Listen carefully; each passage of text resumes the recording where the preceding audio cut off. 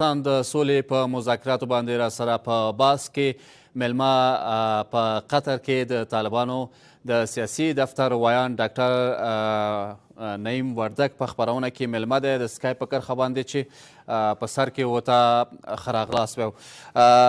ښاغلی وردک ډېره زیاته مننه چې وخت یې راکړو په دغه مهمه موضوع باندې. دغه لومړۍ پوښتنه داسې که مطرح کړو چې تر اوسه پورې لا تر اوسه دغه دوه موضوعاتو باندې ستاسو اختلافي موارد حل شوي نه دي. څه به کیږي؟ څه کومه بله لاره مو ته ټاکلې ده چې دغه موضوعات حل شي او که نه همداسې به دغه اختلافات دوام کوي؟ او ستاسو د لورې څومره نرمښت ښودل شوی دی؟ بسم الله الرحمن الرحیم. لومړي سر کې تاسو ته ستاسو لیدونکو او اوریدونکو په عام ډول خپل ګران ولس ته نیکې هیلې سلامونه او احترامات وړاندې کوم.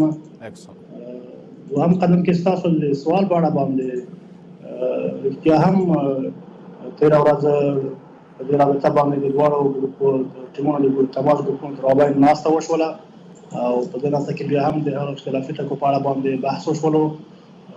نو زموږ هیله دا ده چې دغه بحثونه دوام پیدا کړي او په نهایت کې یو تفاهم رامنځته شي تر څو د طرزالعملونو خبره نهایي شي او تر هغه وروسته د اجنډا موضوعاتو باندې شروع وشي. لږ څه که واضح کړئ دغه دوه اختلافي موارد څه دي؟ تاسو څه غواړئ؟ د افغانستان حکومت څه غواړي؟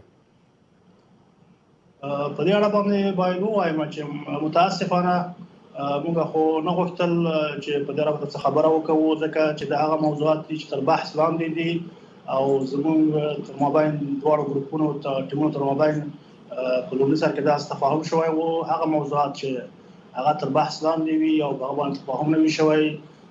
بل دا چې کوم شی مطبوعاتو ته ورکوو هغه به د دواړو په ګډ تفاهم باندې وي.